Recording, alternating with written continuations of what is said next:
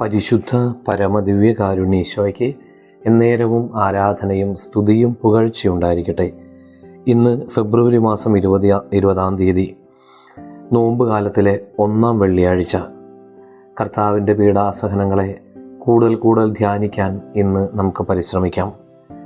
ലൂക്കാ സുവിശേഷം 22-ാം അധ്യായം 42-ാം വചനം ഇന്ന് ധ്യാനിക്കാം. പിതാവേ, അങ്ങേക്ക് ഇഷ്ടമെങ്കിൽ ഈ പാനപാത്രം എന്നിൽ നിന്ന് അകറ്റണമേ, എങ്കിലും എൻ്റെ ഹിതമല്ല അവിടുത്തെ ഹിതം നിറവേറട്ടെ. ഓരോ സഹനത്തെയും ദൈവികമായ കാഴ്ചപ്പാടിലൂടെ കാണാനുള്ള പ്രചോദനം നൽകുന്ന വചനം.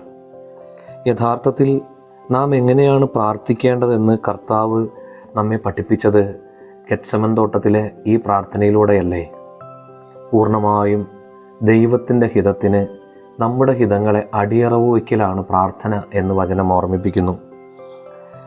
കർത്താവേ, ദൈവഹിതം തിരിച്ചറിഞ്ഞ് പ്രവർത്തിക്കുന്നവരായി മാറുവാൻ ഞങ്ങൾ ഓരോരുത്തരെയും അങ്ങ് സഹായിക്കണമേ എന്ന് നമുക്കിന്ന് പ്രാർത്ഥിക്കാം. എല്ലാവർക്കും നല്ലൊരു വെള്ളിയാഴ്ച ആശംസിക്കുന്നു. നമ്മുടെ കർത്താവ് ഈശോ മിശിഹായുടെ കൃപയും പിതാവായ ദൈവത്തിൻ്റെ സ്നേഹവും പരിശുദ്ധാത്മാവിൻ്റെ സഹവാസവും നാം എല്ലാവരോടും കൂടെ ഉണ്ടായിരിക്കട്ടെ, ഇപ്പോഴും എപ്പോഴും എന്നേക്കും.